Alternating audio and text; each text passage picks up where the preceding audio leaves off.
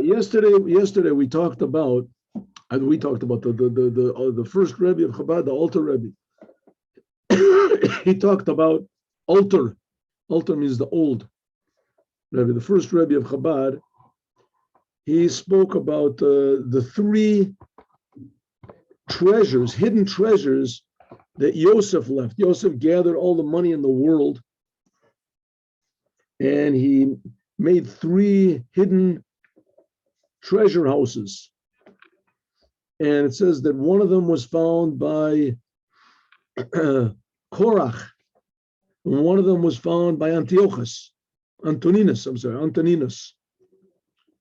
And because of this, they became fantastically rich. And the third one is waiting for the tzaddikim in the future. So obviously the first two were money. Yosef gathered together all the money in the world. That's what he did. He gathered the money in the world.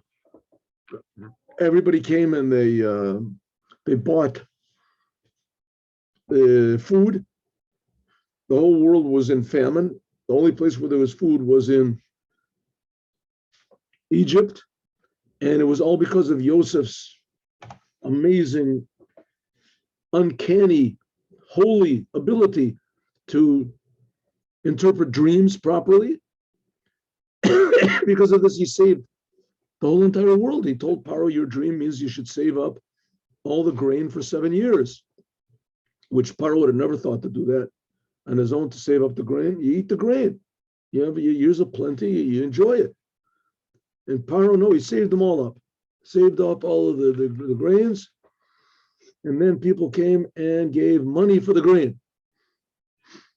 So you can look at the money and the grains in two different ways. One of them is it's money. But the other one is that it's life. It's enjoyment. The grain was there in order to enliven everybody, keep everybody alive. And they exchanged that grain for money. In other words, the money became their life. If they didn't have any money, they wouldn't have eaten anything. I don't know, maybe Paro made bread lines or something. It could be. But in the end, Paro bought everybody. It says everybody is sold. We'll see at the end of this week's Torah portion. Everybody sold their bodies to Paro. That's all they had. So they were all his servants, his slaves, and he had to feed them. So it ends up that this money, and this is was really life or pleasure, which basically that's what money is anyway, unless people get addicted to money, right? That's a big problem. Same thing like food, right? Why do people eat food? They eat food in order so that they should live. That's what they should eat, but people get addicted to food. You have to eat fine food, you have to eat the cuisine food, you have to eat, so what is it, what is it? Special food. There's what they call it, connoisseurs food. Oh, with the different type of dainties and cookies and this and that, and it has to be souffle and well done and this. People go wild about food. They go overboard. People go overboard about everything. But almost anything used in proper measure is good. It promotes life, right? So it says that was one of the three treasures that Yosef had. They were basically life. And if you get around to the source of what life is, people use money and they buy food and they enjoy it and they live. But why do they live? What are you living for? You're living just to enjoy? That's where you're living? Or maybe joy and life is just a means to something else. Maybe it's a means. Well, if you say like the theory of, what's his name? Of Darwin, which I don't think that Darwin himself really believed in this. He just made up a theory, but in any case, it doesn't make any difference. Let's say he really believed in it. So that we're just created by, nature somehow or other. So then we're not living for any reason. We're just here because the same reason as a stone is here. It's just here. It just happened to be that this is a stone and I'm a person. There's no reason. But if we say like religious people say that, you're going to go to heaven. You're here to go to heaven. But this is sort of basically like a stone. And they're just here for yourself. But if we say that God creates us, and that's the message of Judaism, and God is creating us for a purpose, So it means that God, if we are real and it's worth living your life, or at least it's a motivation for living your life for your own pleasure, how much infinitely more so to return to God the life that He's giving us. That's even more valuable. So that's like the source of the pleasure, the source of the food, the source of the reason of the why do we have money? Why do we have food? Why are we alive? Why? Right. So it says, he's saying the reason is in order to connect and to serve the creator of the universe. And the creator of the universe can only really be found here in this world. This is where Hashem wants us to use our free will. And after a person dies, he doesn't have any free will. So when you start to really appreciate the creator of the universe, because he's creating us right now. We're not saying he just created us, 5 million years ago or 5,000 years ago, or even yesterday. He's creating us right now. In fact, he is creating right now. He's creating time. He's creating present, past, present, future. It's all creations of God. So God is infinitely, infinitely more real than we are. But nevertheless, he's creating us. And he wants us to appreciate his reality. When a person does that, that's called love. That's love. If there's anything in the world that's precious, life is precious. What people are willing to do for their life, huh? What people are willing to do for their money. Like the famous comedian in America, what's his name? Jackie Mason. I think he just died this year. He said, I love America. I'm willing to do anything to America. I'm willing to die for this country. I'm willing to give my life for this country. He said, my money, not, but my life for sure. Some people, it's a joke, but it says it comes from the Torah. It says you have to love God with all of your levavecha, v'chol nafshecha, v'chol miyotecha. That you have to love God with all of your heart, with all of your soul, and with all of your being. It says, what does it mean? Your being, one of these is your money. And it says that some people are willing to lose their life and not their money. So you have to love God even more than your life, than your soul.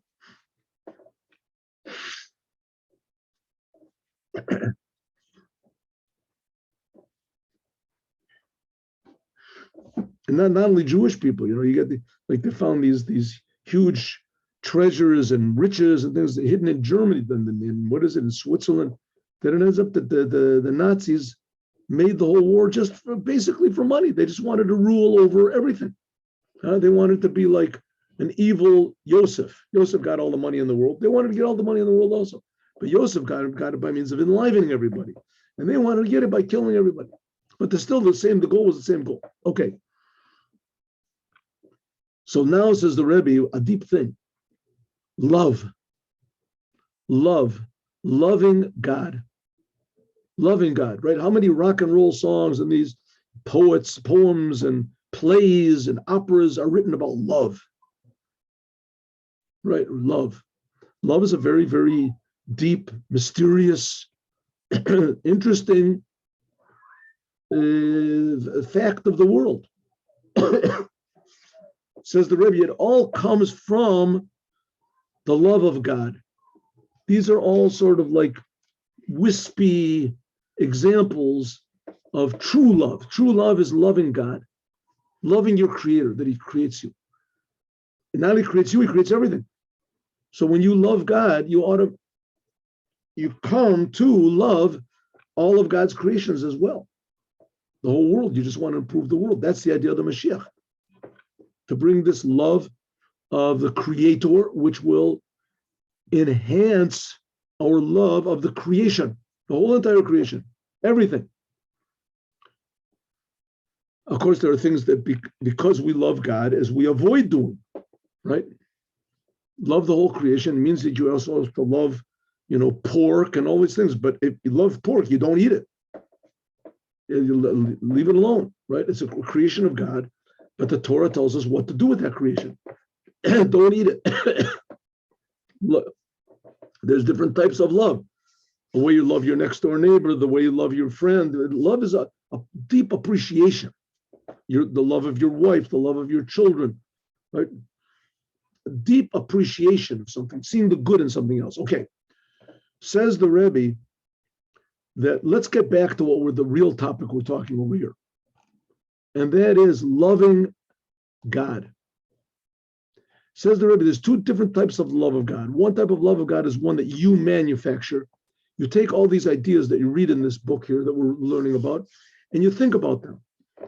And you think about them. And you said, listen, if these ideas are really real, then I should really come to love God. Right? Like I said about the indoctrination.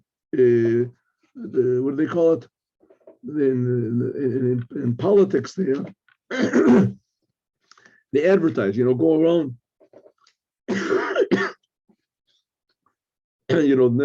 the vote for Kennedy. Kennedy is the man to vote for. He did this and he did that. We said, no, don't vote for Kennedy. Vote for Nixon. Nixon, he did this. And it could be that both of them are total lies. But the fact of the matter is, you want a person like that. That's what I want. Oh, I want a person that's like that, right? He's brave and he's honest and he's loving and he's caring and he's intelligent. And this is what I want, right? So you love him. I'll vote for him. You don't know if it's true or not, but nevertheless, you say, listen, there is such a people like that. So, same thing with God. God is infinite. God creates everything. God creates me and you. God enlivens everything. God directs everything. God is a king that provides for all. He loves everyone. He helps. He Melech, Ozer, Moshiach, Magen. He helps us. Okay, I don't really feel that this is true, but I mean, if it is true, and here it says in these books that it's true, so let's think about this. If this is really true, what does this imply? Wow, God is creating me. Wow. So you come to love of God, but this is a manufactured love. This is a manufactured love of God. Then there's another type of love of God, which is hidden love of God. It's already there. This is the essential love of the soul to God. And this also you have to think about. But when it's revealed, it's much more genuine and much deeper.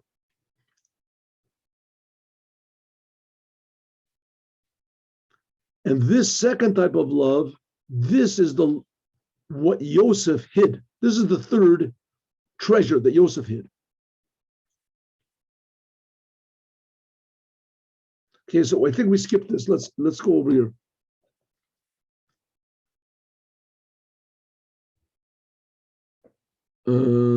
Okay, so the Rebbe said, this first type of love is not as high, the love that you manufacture, that you have to think about and contemplate, even though that it is a love of God, and in a way it's a genuine love, you genuinely love. Like I said, these people say, let's vote for Kennedy and not for Nixon, and they explain who Kennedy is, so everybody genuinely loves this person. It could be that it's not warranted, but the love is genuine, right? It's genuine, but it's not as deep as if it was really, truly warranted, if it was really true.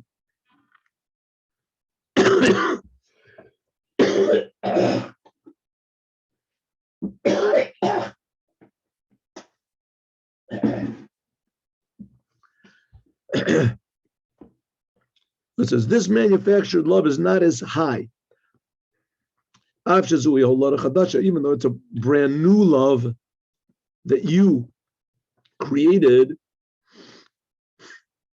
And the other love is an old love, the hidden love, the love that Yosef concealed.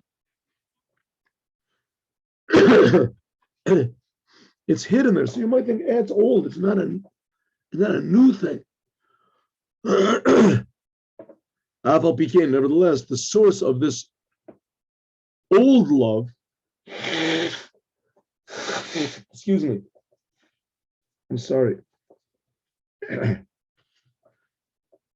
The source of this hidden love, Naliyoter, is higher. Ba'ava no lettuce, and this love that you create from your deep thinking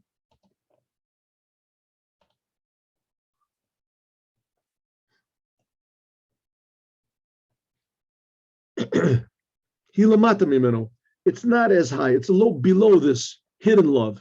It's just not so deep. Like it says, this Misuteret, it's concealed. It's not so easily accessible. Like it's written in the Tanya that this level of this concealed love, when it comes to be revealed, it's called great love, ahava rabbah, which is above from ahavat olam. Ahavat olam means love that comes from the world. You look over there what it says, and we'll talk about it and further in the Maimer.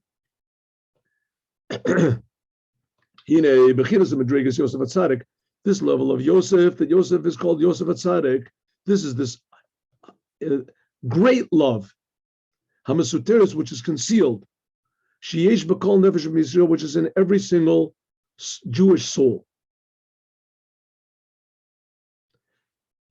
Maybe we can take an example. I don't know if this is a good example, but I'm inventing this, but I think it's good. A child that's adopted, and he loves his parents. He loves his mother, he loves his father, right? But the fact of them, and his real father is dead. His real father died in the Holocaust, right? When the child was separated from his father when he was 7 years old, and his father, so now he got adopted. Now he's 30 years old, and all of a sudden he gets news, your father was not killed in the Holocaust. He survived, and here he is. So all of a sudden his father comes and, Shalom, I'm your father. Okay, now his adopted father was really very nice, and he was really attached to his adopted father, and he really loved him like a father. But now when his real father comes, he has to sit and think, this is my real father, right? In a way, this love that I have for my adopted father is not just because he's my good friend. It's not just, it's not just because he's done all these things for me, he's a benefactor. I love him because he's like a father. And as he awakens inside of me, this connection that every person should have with a father. That's the importance of having a family of it. So when his real father comes, so now he's got to sort of think about this. It's not going to be automatic. It's not going to be automatic. And his adopted father can say, we still love you, and you're still our child. And especially if his father comes back from the Holocaust and is a little bit sort of, let's say, messed up, he's not sort of normal. So the son has to sit and think about this for a little while. But once he connects to this reality that this man is really my father, this is what has brought me to have this unusual love for my foster father. So then it wakes up this, it doesn't necessarily preclude the other love. It doesn't mean you can only love one father. This person he loves because he's act like his father, and he's a benefactor, and he really loves him. But the other one is really his father. This is a deeper, tremendously deeper level. Nowadays, in this mixed up and confused world, this is a little bit hard to think of. And of course, you've got Freud and all these other, I don't want to say any negative things about them, but all these other mistaken wise men that say that there's no such thing. Your father is just like, it's like a dog and a cat. A dog is attached to his, a baby dog a puppy is attached to his father for a while, and then afterwards, is attached to his mother for a while. I don't think he's attached to his father at all. A puppy, a dog, but it's attached to his mother for a while, and then afterwards, he doesn't even recognize her. After a few years, something like a few months, who knows what it is. Maybe there's exceptions. The fact is, human beings are different. And so therefore, a connection, so it's something like that. And one is a created love, that you love God because of all these reasons. Because God creates me, because God enlivens me, because God creates the world, because God cared for the Jews, because God, all these reasons you think about it and you come to love. But it's something like an adopted father. The other love is that you really feel deeply inside, you feel that God is really creating me. He really is creating me. He really is. You feel it. And this hidden love is especially for the Jewish people. In fact, this is in a way what makes the Jewish people Jewish. This is in every Jewish soul. It's a very, very high type of love. This is the level of Yosef.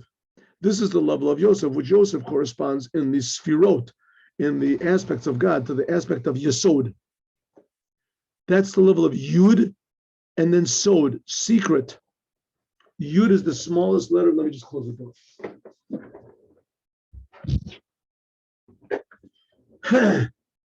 That's the secret, hidden connection that every Jew has to God.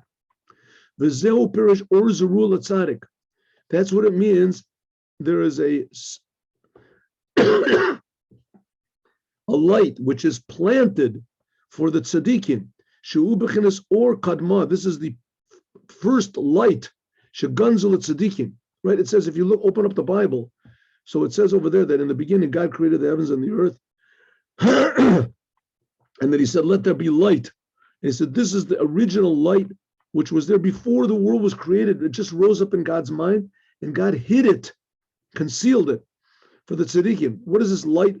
It's reality. It's a different type of reality, an infinitely true reality that we can't take. And when God gave the Torah on Mount Sinai, He revealed it a little bit, and everybody says everybody died. God had to re-enliven them. But Or Kadma, and this primordial, this first light, this first reality, Hu b'chinas ahava rabba. This is this tremendous love, Sheila Maila, which is much higher than this love, which is called love from the world. Love from the world means you look at the world and you extrapolate. If God created all this, He's pretty amazing. That's also called light. Or this idea of light is love. Chesed, God's kindness. V'yesh chesed olam. There's called God's worldly kindness. This is what's called love, which is drawn down from intellect of an or kadma. But this first love we're talking about, as far as God is concerned, or as far as we're concerned, comes from the essence of our soul. The very essence. It's totally above logic. Hu b'chinas ahava rabba. This is a tremendously high love. It's higher than intellect can possibly perceive. This is a feeling that Jews are. This is the feeling that I say when a Jew feels this, he's willing to give his life. Right? How many Jews there was in the Inquisition?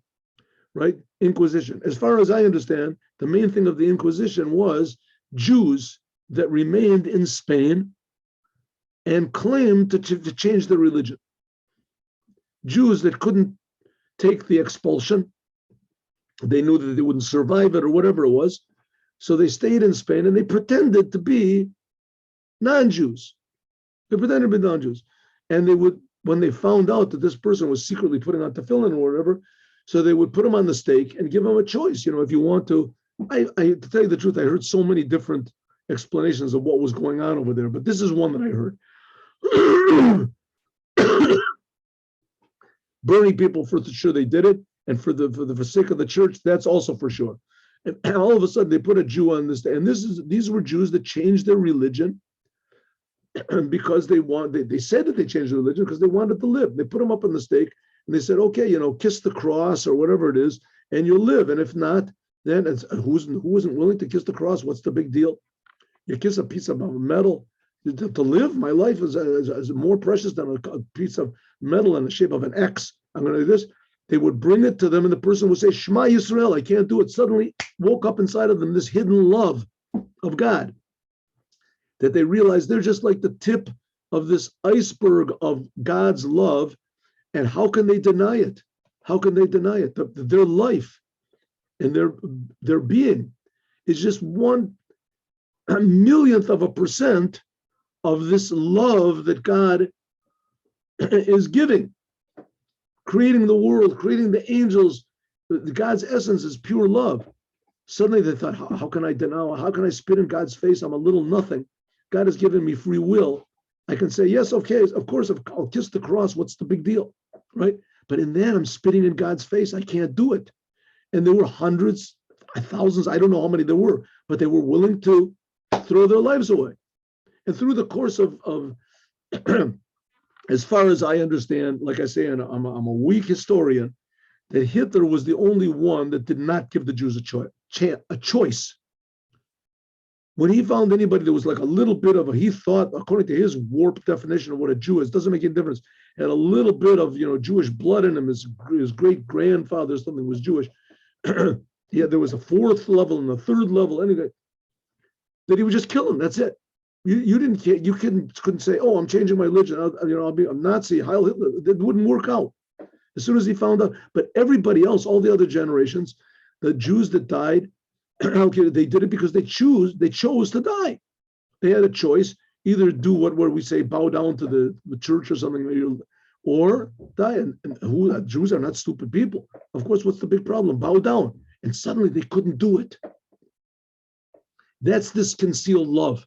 Suddenly they felt the true love of the Creator for them. And that's what Mashiach is going to bring to the whole world. When the world feels this true love, because the same God that's creating us is creating the non-Jews, then they're going to drop all the religions. We've said this so many times, but it's a prophecy from Jeremiah. It said,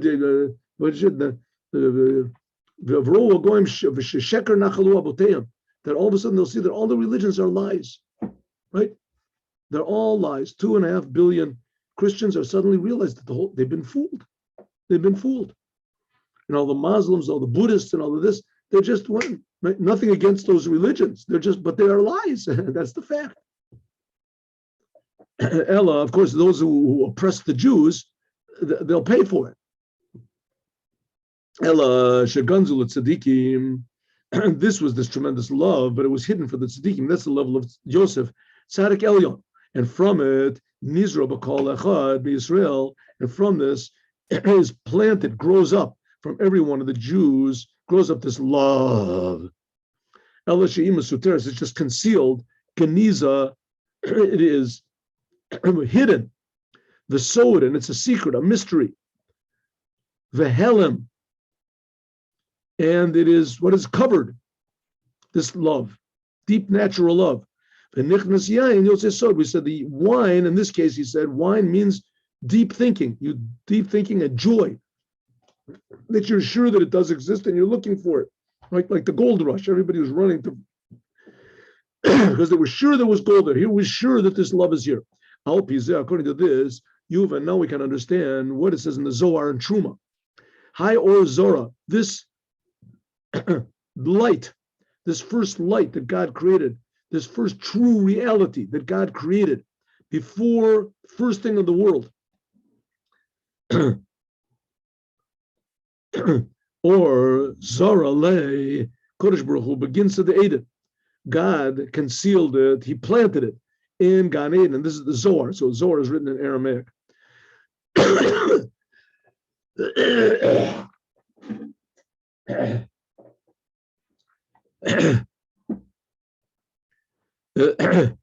It says, this is translated, begins to the Edenoi, in the garden of Eden, Al Yadei, by means of the Hai Tzaddik, the Iu, Ginsa, by means of this Tzaddik.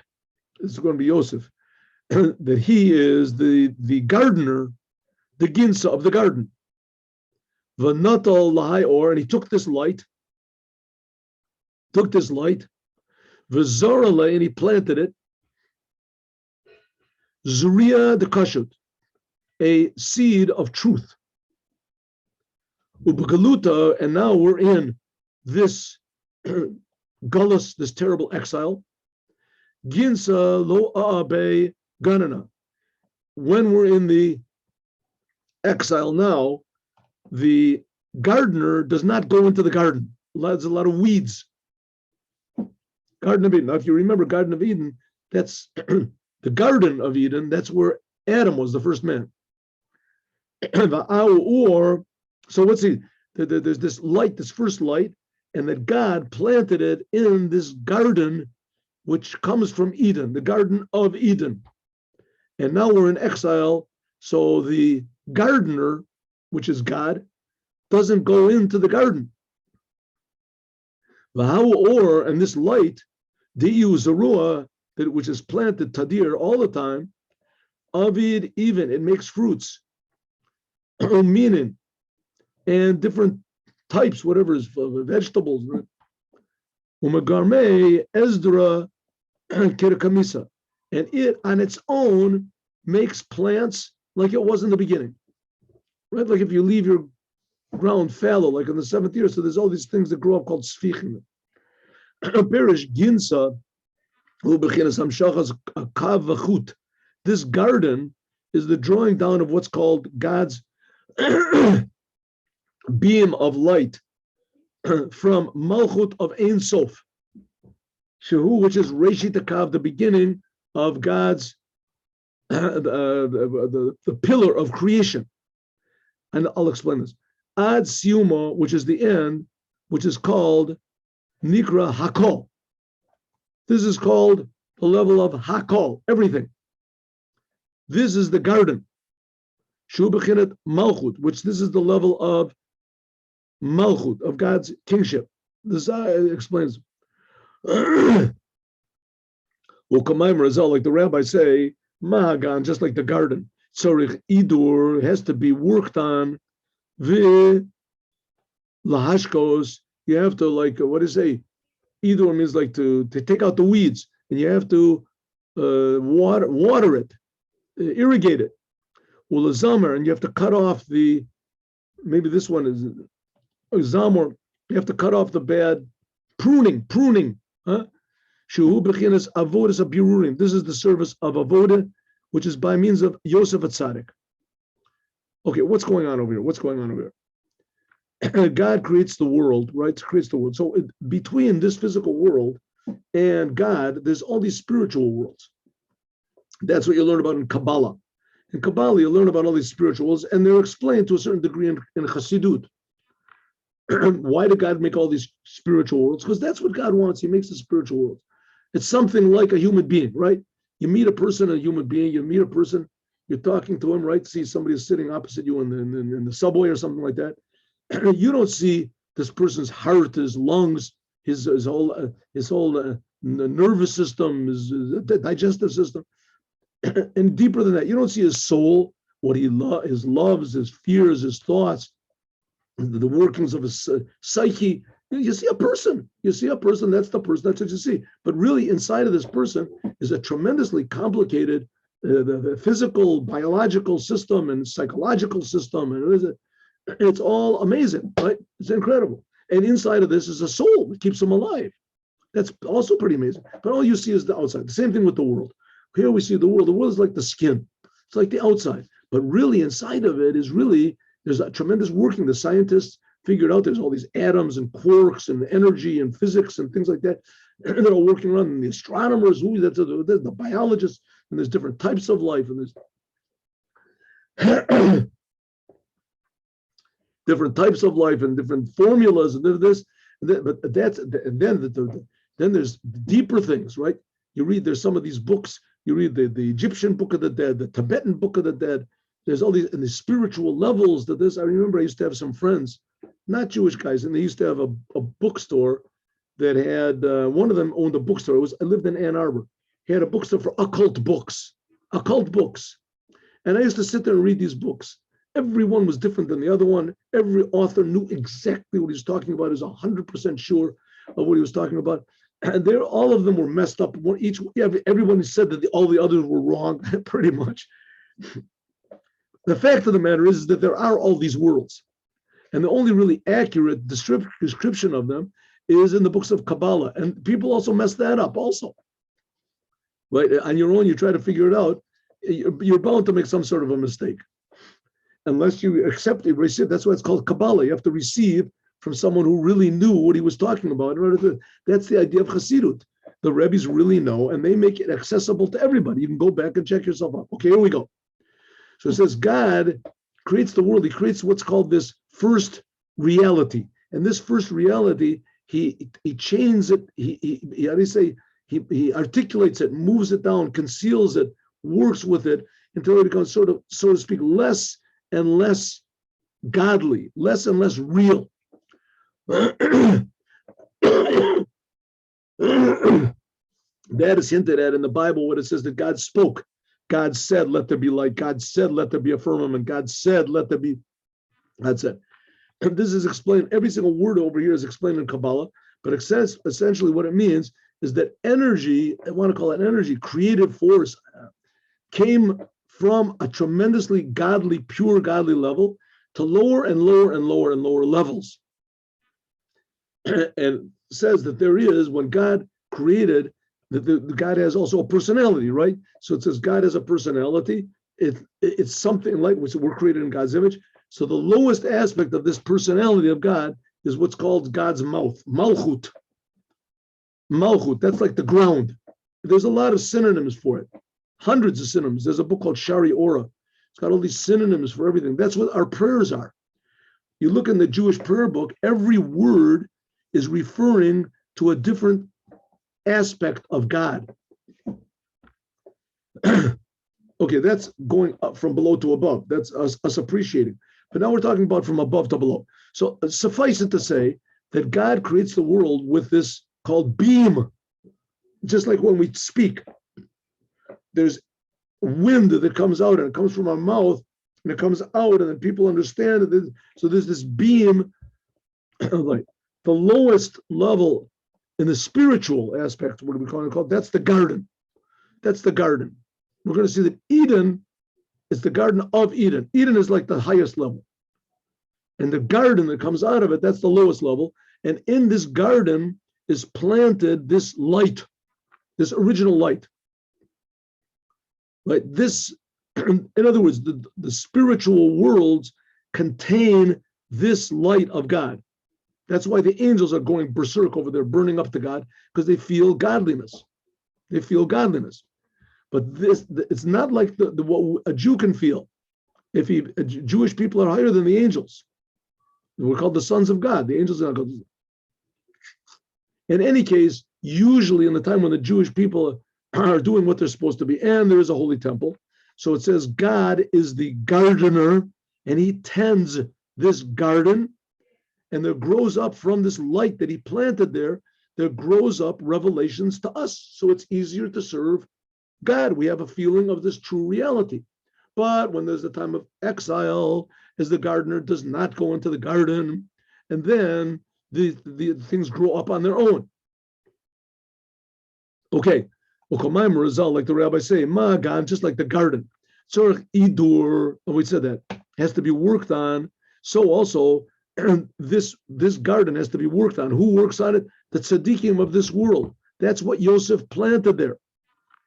Yosef was like the example of a tzaddik in this world, a holy person. He was in the world, and he was totally above the world at the same time. He was a king of Egypt, the most decadent and licentious place in the world, maybe in the history of the world.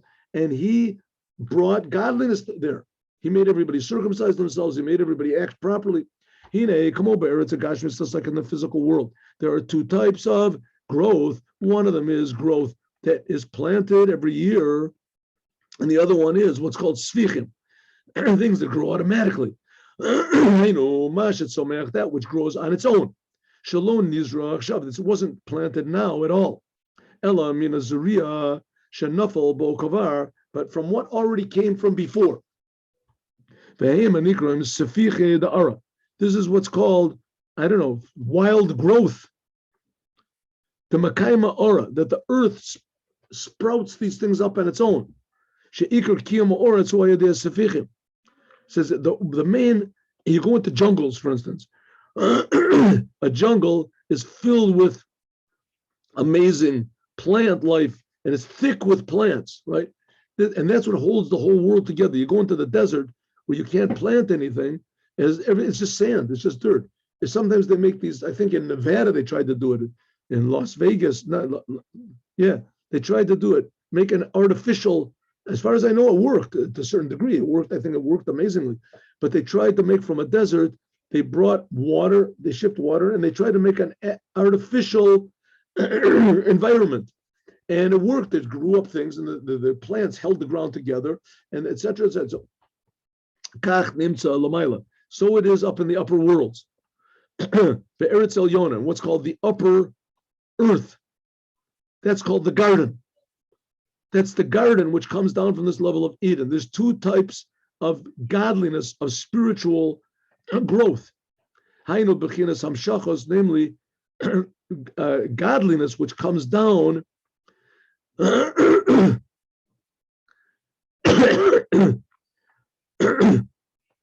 Excuse me, godliness which comes down from that which was planted. Like it says, or Zerua, there was a light which was planted in the beginning of creation by God. And now these beginning of creation is every moment, right? Every moment God is beginning. There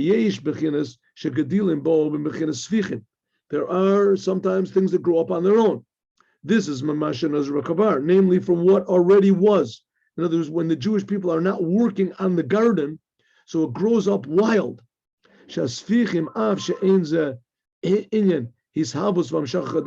Even though that it's nothing new, even though that is nothing new,